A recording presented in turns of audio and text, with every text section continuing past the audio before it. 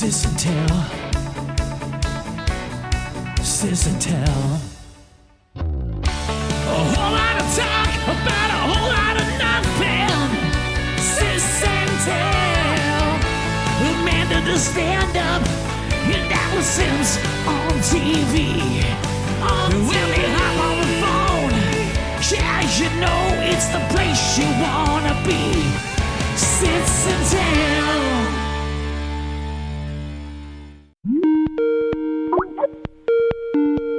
Hey, Allie. Hi, man. How are you? Good. I was at a board meeting last night. I sit on the board. I'm new to the board for the Jewish Community Relations Council, and they brought snacks, okay, because it's right during dinner. But there I am, and it's set up like a press conference. Like there's microphones everywhere because we've got to Zoom people in, and they Right. have like so many microphones. And I don't know why. It felt like all the snacks were super loud, and I felt like Mr. Bean. Like every time I took a bite, I felt like it was like reverberating. And then like when I was gulping water, I felt like you could hear everything. It was super embarrassing. But I appreciate But we that. were- I appreciate when they bring snacks. That's an organization who knows their contingency. So I have a question about what you would do in this situation. So we had an icebreaker, and we got to interview. We picked someone we didn't know. We interviewed each other, and then we gave a little introduction. And this guy is talking about this gentleman that he interviewed, and he said he went to the University of Alabama. Roll Now, yes, thank you. So I say, Tide. Oh, were you going to ask me if I would have interrupted the entire procedure just to yell "Roll Tide"? yeah, I mean, not loud, but like, Of would course you I have would. be like, I "Oh, just Tide." did. Yeah, it's Yes, instinctual. I know. We can't hear University of then- Alabama or Birmingham or Crimson without saying "Roll Tide." So it was as if I was in a cave, right? Because then it started echoing. So he said "Roll Tide." The guy next to me said "Roll Tide," and there is That's amazing. and the guys, and there are people in the room who live in Atlanta, not necessarily from Atlanta. Like some of them are from New York or the Midwest originally, but we all live in Atlanta at this point. And they're like, what's happening? And then we had to explain to them, if someone says "Roll Tide," you say "Roll Tide" back. Right. Right. And I have literally like passed people on the street wearing Alabama paraphernalia, and I'm like, "Roll Tide," and they get "Roll Tide. Right. It's like, "How you doing today?" "I'm good. How are you?" Right. It is like, you can't help it. I don't know if any other sports teams do that. They could, but I'm not privy to it. Yeah, no, it is. First of all, there was that commercial that I love where every greeting was, Roll Tide, at the grocery store, at the bank, and, at the park. Melissa, our sister-in-law, told the story that when they were coming down south about a month ago for, I think, the twins' B'nai Mitzvah, Ezra, and they're from New York. So Ezra, her youngest, was wearing an Alabama sweatshirt. And so when they got to the Atlanta airport, he's walking around, and every third person says to him, "Hey, Roll Tide. Hey, Roll Tide." The problem was he had his earphones in and he couldn't hear what they were saying. And Melissa was getting increasingly more anxious because she's like, "Ezra, you're not responding. They're saying Roll Tide." And finally he goes, "What?" And she goes, "People are saying Roll Tide and you need to respond." He goes, "Oh, sorry." So he had to take out his earphones just so he could be, properly responsive and show, true Southern etiquette, which was when someone says "Roll Tide," to your point, you have to say "Roll Tide." Is that Southern etiquette or SEC etiquette? That's I'm not even sure. What's the difference? Really? What's the difference? I don't know. I know. I don't know, but Roll Tide. Everybody always says, "Oh, I didn't know you went to University of Alabama." And I respond like, I didn't. I don't think they understand that it really is one of those prideful allegiances that has nothing to do with where you actually went to college. And of course, our dad went. So, yeah. Or it has nothing to do with whether you actually watch football. Look, we have grown up with the television always on during Thanksgiving, right? And the game is on, and we know who we're cheering for. But do I know how to play football? I have no idea what is happening. And now Oscar, he's playing football, and he has studied this game. He knows the strategies, all the positions and everything because he's playing and he's really learned the game and he's talking about stuff and I'm like, I have no idea. I have no idea what. I just know that like you yell something like go D, which sounds dirty, by the way. People are yelling go D and I'm like, that also means some other things, but anyway, I know that no matter what, no matter my knowledge base of football, I am an Alabama fan. True. Roll Tide. Roll Tide. It's funny. I hadn't thought about this in years, but I did play football, and I have forgotten about this period or experience in my life. When I was at the Birmingham Jewish Day School, during recess every day, we did flag football. We did two-hand touch. We didn't even do flag football. Oh. We just did a pickup game, and it was probably, since our class was rather small, we did it probably if I was in fifth grade, it was with all the fifth graders, fourth graders, sixth graders, whoever would join us. But it was a lot of guys. It was definitely co-ed. And by the time I was in seventh grade, as you know, there were only 5 people in my graduating class, and I was the only girl of 5 people. So I literally just played whatever the guys played and didn't think anything of it. But it was I remember those football games. They were rough. It was not, two-hand touch seems like it's the gentler version of real tackle football. It's actually not, not always, especially when you're, 12 and, sort of going through puberty and and very conscious of your body and parts. And literally boys are, approaching you and like the rule is, you have to two-hand touch. It's like waist up. Well, for a woman, that's all, that's the part you shouldn't be touching. So, I mean, right. they didn't care. And it's not like it was sexual. It was just aggressive. And so you had to be tough. You either had to touch or be touched. That sounds terrible, but it, it was, so we like to it say, was toughening. So we like to say that, we also played, me and you and Stuart, for the JCC basketball team. And we were both the best girls on our team. In our league. Right. But we're in our league, really. But that's because we were the only girls. That's right. You actually had some athletic capabilities. Me, not so much. But I remember and it was a co-ed team. No one ever wanted to pass the ball to me not just because I was the only girl, but because I was also not very good. But I think if I had been on an all girls team, I could have built up my confidence. Right. But I remember the coach would always do these scrimmages and he would do skins versus shirts, which didn't matter because no matter what, they knew I was on their team. I didn't have to take my shirt off, but Thank I goodness. remember going home. Right? I remember going home and being like, well, if I'm on the skins team again, I need to get a hold of my tube top because that is the least amount of clothing I can wear. And I remember like I was probably like 7, right? 7 or 8 and looking for this tube top I had that probably belonged to you in the 70s and being like thinking that was a good idea. Right. Like I was going to go play JCC basketball in a tube top. Which would have fallen down. Really, with the first layup, it would have been down to your knees. Nothing was holding that baby up. Let's just be, at any point, nothing's been able to hold tube tops up for me. So it's funny that you bring up recess in the Jewish day school because it was a very small private school that we both went to. We were 7 years apart, but had very similar experiences. I think when I was in 7th grade, which was the last year to be there were only 5 people and there are 2 girls but there are 60 people total in the entire school. Right. But I had this bone to pick all the time with my friend Scarlett, and I just brought this up to the kids because it's in relation to these Nike shoes that they own, that their feet are growing. I got them Nikes for their bar and bat mitzvah party, and for sure they wore them to the services too. And now they're afraid to wear them because they don't want to ruin them. Like they don't want to crease them. And I'm like, shoes are meant to be played in. Don't be Scarlett. Don't be Scarlett from the Jewish day school. And they're like, what are you talking about? But Scarlett, she would get these new Keds and she wouldn't go outside to play with me because she's like, my mom is going to get really upset if I get my shoes dirty. And I'm like, but they're shoes. They're supposed to get dirty. You're not going outside in like some nice wedding dress, some formal dress like you're playing in. No, it's shoes. Like you have to use your shoes. They get dirty. There is no sense in saving anything. And the older you get, I think the more you appreciate that, right? Right. But especially because their feet are growing. So I'm like, you better start wearing those shoes every day. Get good use out of them because they're not going to fit you in 2 weeks. And I'm not bronzing them for posterity, you know?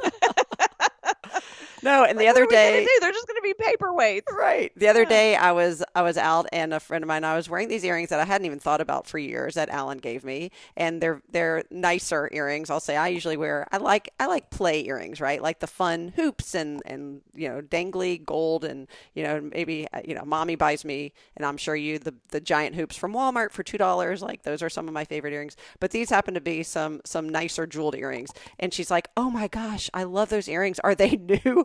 And I said, "Well, 20 years ago they were, but I just found them." And she's like, "You should wear them all the time." I was like, "Well, thank you. I don't know. I'd like different earrings. I like to change them up." But I said, "But it is proof that what am I saving them for, right? I don't have to wear nice things just to a nice event. I can wear things whenever I want." And it also brings me back to the things in my house. Like the wedding gifts that I registered for have major regret for most of it, except for the clear plates that I got from Crate and Barrel. I think I got 30 of them, and they have been tried and true for the past 25 plus years. But the china, I think I've told you, has been in my china chest facing out, just mocking me for 22 years. And I keep saying, I'm taking it out of the chest and I'm going to use it. I don't care if I have to hand wash it because the gold will peel off, but I'm using it. I'm totally using it. There's also things in my closet that I've held on to forever that I don't use that I'm like, what if I use it? And it's all like stuff that, yeah. Right? Yeah. And I know there's there's so many like Marie Kondo, does it give you joy? But you know what? Sometimes getting rid of it it gives me anxiety. Keeping it doesn't necessarily give me joy, but getting rid of it gives me anxiety. And it's like all these jeans, right? That like I hold on to, they're not in style. And then 5 years later, they are in style.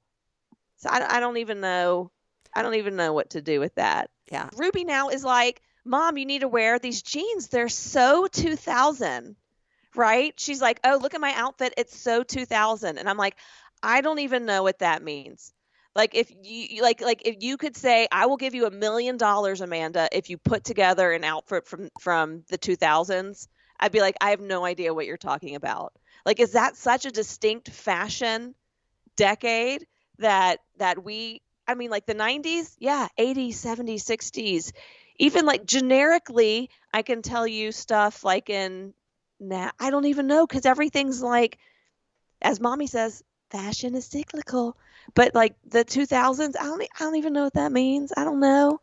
Like she's like wide-legged, what are they called? Bell-bottom jeans. She thinks those are from the 2000s. Those I'm were like, the no. 60s and 70s. Yeah. Yeah. They just came back. Mm-hmm.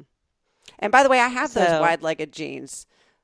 Boots with the fur, and and they don't look good. I have all these jeans like you. I have the jeans that I like and that look good and I wear Yeah. every time. Then I have the jeans that fit me, but when I put them on, I don't like the way they look. And I don't know why I keep them in my closet. I should just get rid of them. The other thing is I have these what ifs in my closet that are based on the notion that one day I will need a plethora of clothes to choose from for some elaborate Halloween party where I will have to dress up as some Yes. specific figure. And if I give away this particular shirt or jacket or dress or costume, then I will have to just go back out and buy it. And so I should just keep it. I do have a dress up closet in the basement with adult style dress up clothes that we never use anyway because who's dressing up anymore, sadly.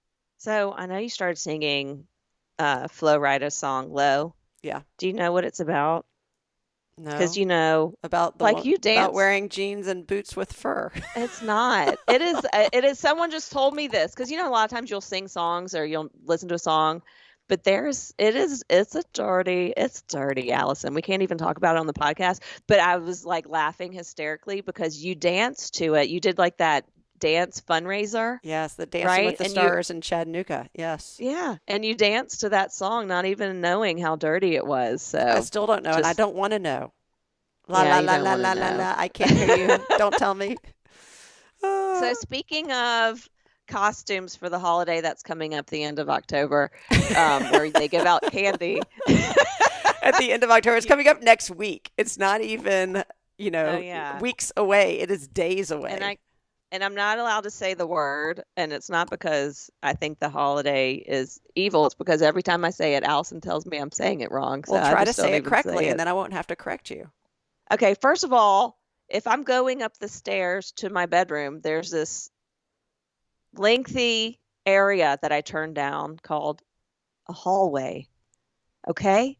And that's why I say Halloween. Okay. That's Fair why I enough. say Halloween. And you say Halloween. Yes. Okay? But I'm just saying it has hall in it. You don't say I'm walking down the hallway. I might. You say hallway. I might say hallway. You don't know me. You don't know my Hal. My Hal prefers to be called Hal, not Hall. You know what I forgot to do? And for 2 months, I've been thinking about this, but I was going to survey people to see what they call it, if they say Halloween or Halloween. And I forgot to. And now here we are. And I'm going to have to save this for next year or just not do it. Or I'll turn this into a video and survey people that way. And y'all can just reply and let us know if you say Halloween or Halloween. So, all you need to Either way. do is listen to the morning newscasters, because they have nothing else to talk about. And so they've been talking about Halloween, and they all say Halloween. Yeah. So that'll make you feel They better. they do it. They say it your way. They say it your way, most of them. And I just don't have the energy or the inclination to, email all of them or call their news producers. I sent them a postcard and they did not reply. Right.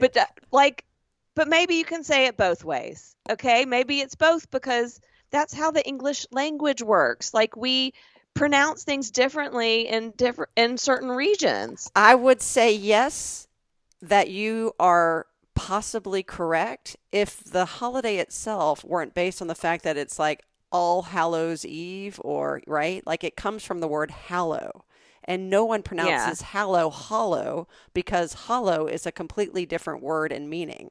So it is indeed based on the word hallow, so therefore should be pronounced Halloween. Okay. But you know what? In like the land of things I care about, it doesn't even make it to the front door, right? It's fine. It's okay. Well, you seem to care. I do You seem to care. Fine. I probably care more than I should care. And it's only because it feels like you bring up the word more often than other words. So No, it's because it bothers you so much. Okay, But so the fact that Halloween. in your head, right. in your head, you'd been judging the news reporters. You were judging them. Not You so were. much judging them. Like who forgot to survey your friends, I've been just indiscriminately surveying casually people on air to see how they say it. And I have noticed that some of them do say Halloween. So you're not the only one. Even professionals are saying it. This is Halloween. What about Tim Burton's Nightmare Before Christmas? I'm pretty sure the song is, Christmas. You almost said Halloween. You almost said Christmas. That's how you say it. With It's a Q. There's With not a a Q. W. Christmas. It's almost Christmas time. All right, what too, were you because going the to say? decorations are- What were you going to say Yeah. about this holiday coming up? Look, we know that, and it tends to be women, young women, girls, take a costume and they make it sexy. It's anything they like to do. We've talked about this before. People know this. Other podcasts, I'm sure, have talked about this. People know. Girls like to wear sexy things, right? There's in Mean Girls, for example, everyone's like dressing something sexy. But Ruby wanted to be something extremely wholesome, a minion. And the first picture I pull up for a minion costume for women, she's wearing like these like tiny shorts that look like underwear, and it's like cropped overalls and like a yellow crop top underneath it, and like this sexy minion goggle headband. And then she's like come hither look. I'm like, seriously? We're making minions sexy? Yeah, that's We're when we making know. minions sexy. Yeah. When minions have turned sexy, we know the world has gone to pot. And by the way, I have, like Oscar, a very deep affinity and love for Minions. They make me laugh not more than you, but second only to you. They make me laugh more than anything on earth. And I don't know why, when I watch them, all of my birthday cakes for the past 2 years have been Minion themed because they make me laugh. And if she wants to borrow anything, I do actually own the Minion headband with the light up eyes. Oh. So just saying. I've Right. got some Don't offer stuff it. that she could Oh. use, and a Minion blanket, but that doesn't really help with the costume. No, I told her she should go as a banana because her friend is going as a minion. And I was like, minions love bananas. And that'd be so cute as a couple's costume. But then we found a shirt that said, all it says is, I'm with the minion. And it points. That's hilarious. So I thought that was cute. Yeah. It's going to I was be like, keep like it the simple. new Justin Timberlake song. Minions are bringing sexy back. That's just wrong. Right. Yeah, just wrong. They're not. I just don't even know how you can wear a sexy minion costume and for that to be sexy. I know it's like showing off body parts, but like, in what world is anyone going to think that's sexy? Like, No. they're going to like see someone dressed up in a tight minion costume and be like, oh, I want to get with that girl. Right? Like, I don't. It's not like a sexy kitty cat where someone's like, oh, yeah, meow. Like a minion. Like, look, whatever floats your boat, though. Yeah. Just not on my teenager. And, our tradition is we go to our friends, Jim and Jill, who live around the corner, and we sit on their porch and we drink wine and we hand out candy because I live in a gated community where there aren't many kids. So I like to go where there's tons of action and activity because I think it's so fun. I dress as a witch, just like mommy every year, basically. And then I get dressed down by little kids who think I'm inappropriate. I told that story last year about Yes, the you little did. kid thought I said, oh my God, instead of oh my gosh. And he was very offended. Meanwhile, he was dressed as like, a wizard and also trick-or-treating on a pagan holiday. But let's put that aside. He was 8. He didn't know better. So, but I love it. I love seeing the costumes. It is the Bible Belt. Yeah. This is what happens when you go trick-or-treating in the Bible Belt. Yeah. Yeah, you go at your own peril. But I'll let you know after I do my own individual surveying of what the most popular Halloween costume may or may not have been in at least the Chattanooga area. So I always find that you can really find out what's popular, right? And what's, the hottest movie or the TV show or video game by, I think, how the kids dress. So we'll see what that is this year. Any predictions? There's some creative costumes out there.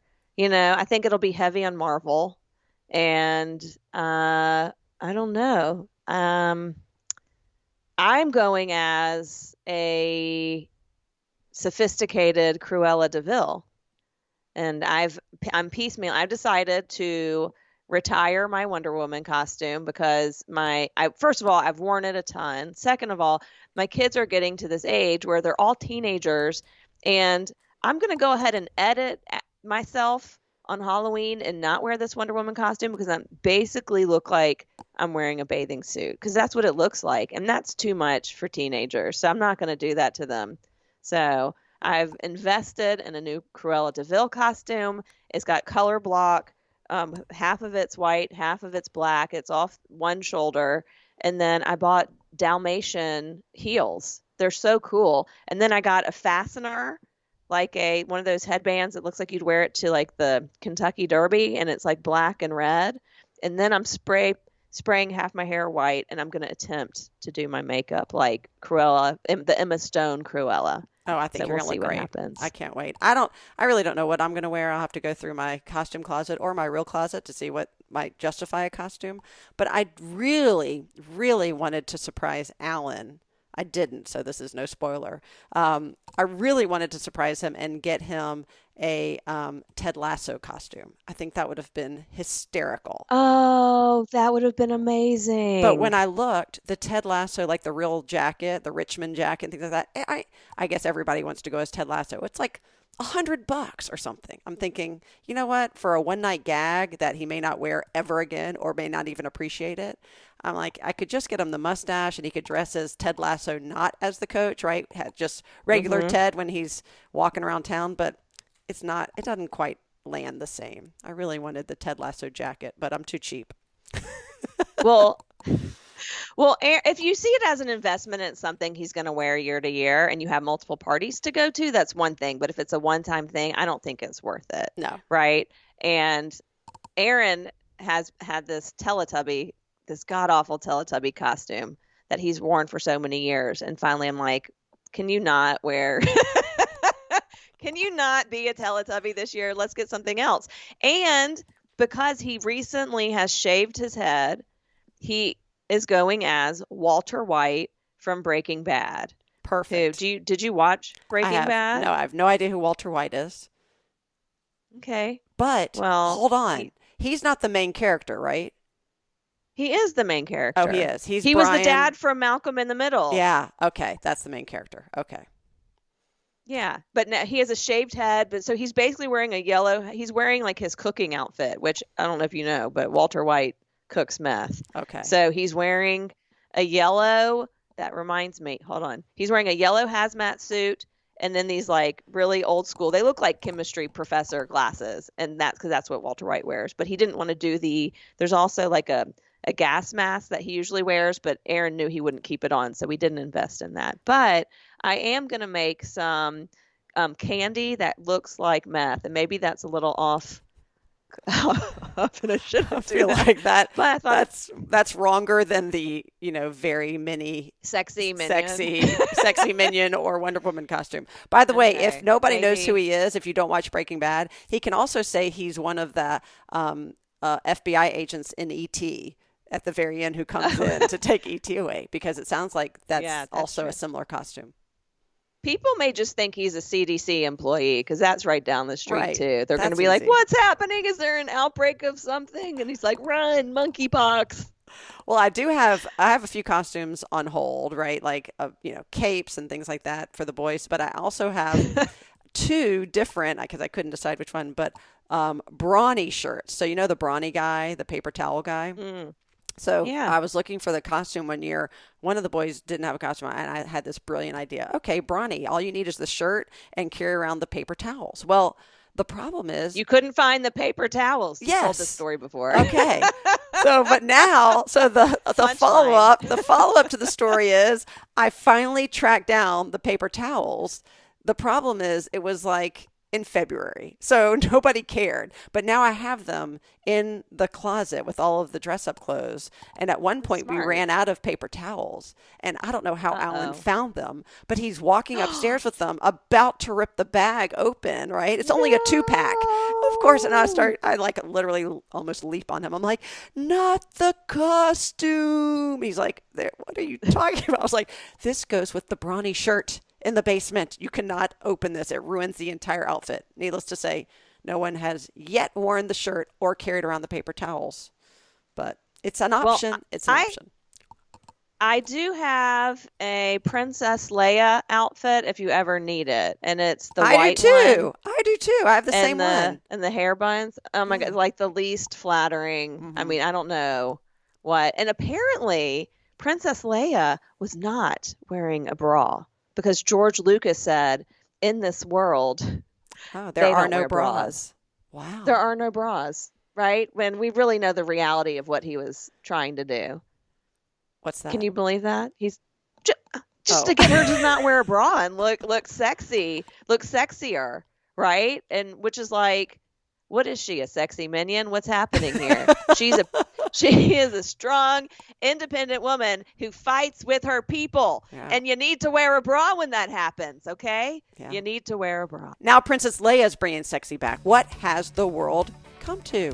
Oh, sexy minions. I know. I'll just say one thing. I'll just say one thing so that we can right-side everything. Roll Tide. Roll Tide.